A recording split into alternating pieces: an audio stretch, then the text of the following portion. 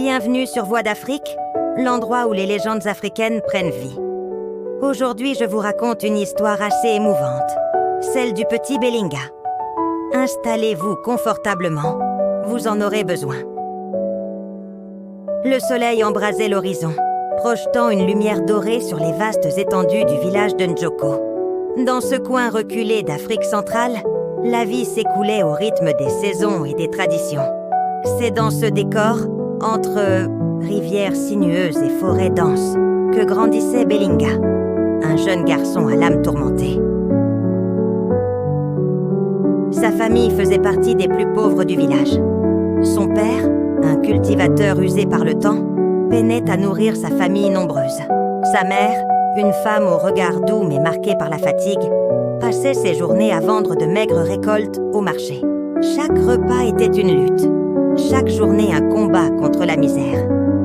Pourtant, au sein de cette précarité, une lumière illuminait l'existence de Belinga. Sa petite sœur, Ngondeme était une fillette vive, toujours souriante, malgré la faim qui tordait son petit ventre. Ses yeux brillaient d'innocence et d'espoir. Avec Belinga, ils formaient un duo inséparable.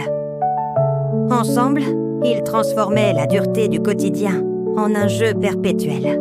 Ils couraient à travers les champs, se défiaient dans des courses folles jusqu'à la rivière et s'endormaient sous le manguier du village, rêvant d'un avenir meilleur. Belinga lui faisait souvent des promesses, lui jurant qu'un jour, il quitterait la pauvreté et qu'il construirait une grande maison où elle pourrait vivre sans souci. « Je te donnerai tout ce que tu veux, petite sœur », lui disait-il en lui ébouriffant les cheveux. Et elle riait, lui répondant qu'elle voulait seulement qu'il reste toujours à ses côtés.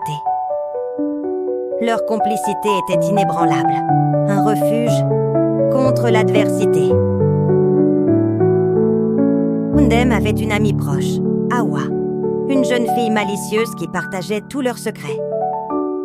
Elle était la confidente de Belinga, jouant souvent le rôle de médiatrice lorsqu'il se montrait trop protecteur envers sa sœur. Awa et Belinga entretenaient une relation spéciale, pleine de taquineries et de non-dits. À travers elle, Belinga découvrait peu à peu les émois de l'adolescence, mais son amour pour sa sœur restait sa priorité absolue. Un matin, alors qu'il jouait près de la rivière, Ngondeme tomba brusquement malade. Sa respiration devint haletante, son corps brûlant de fièvre. Les villageois murmuraient qu'il s'agissait d'une simple infection.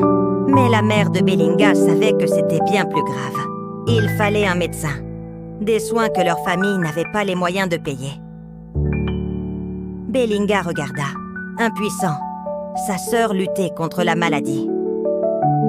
Il courut chez le guérisseur du village, espérant un miracle. Mais les plantes et incantations ne suffirent pas.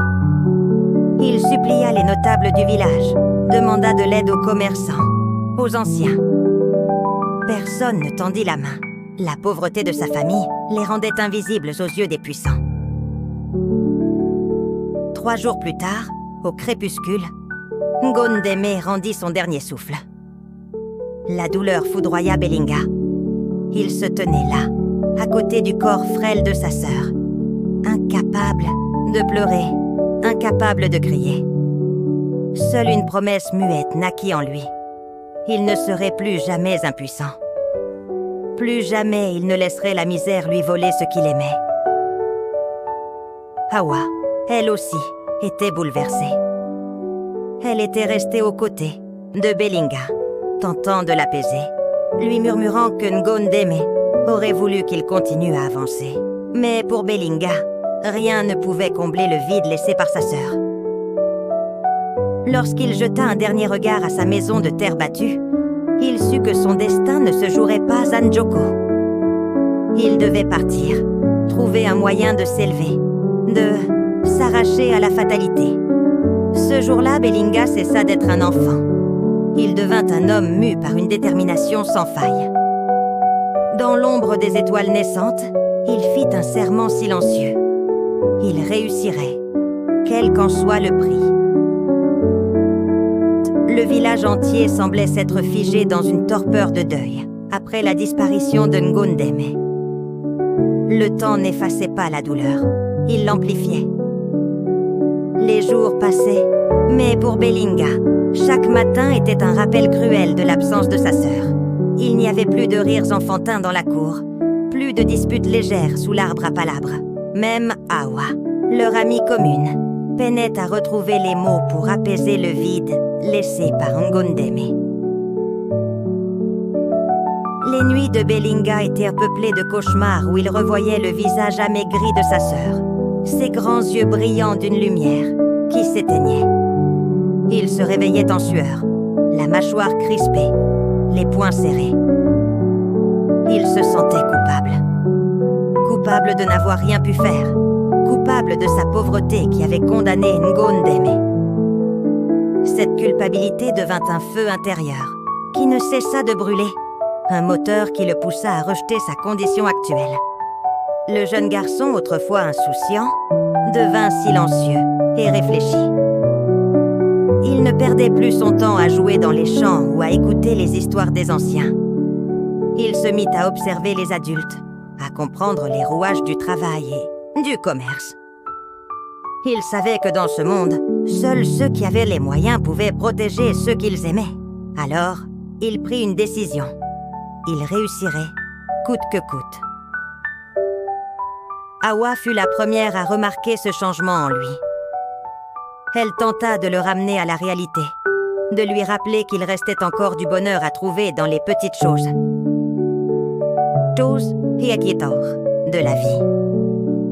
Mais Belinga était déjà ailleurs, tourné vers un avenir qu'il était déterminé à conquérir. « Je ne veux plus jamais être impuissant », lui confia-t-il un jour, les yeux pleins d'une détermination nouvelle. « Je vais me battre, je vais devenir un homme puissant, et plus jamais je ne laisserai quelqu'un que j'aime souffrir comme Ngondeme. » Awa hocha la tête, comprenant que Belinga était en train de changer, qu'il se dirigeait vers un destin qu'aucun d'eux ne pouvait encore prévoir. Ce jour-là, elle fit une promesse silencieuse. Elle serait toujours là pour lui, même s'il venait à oublier d'où il venait.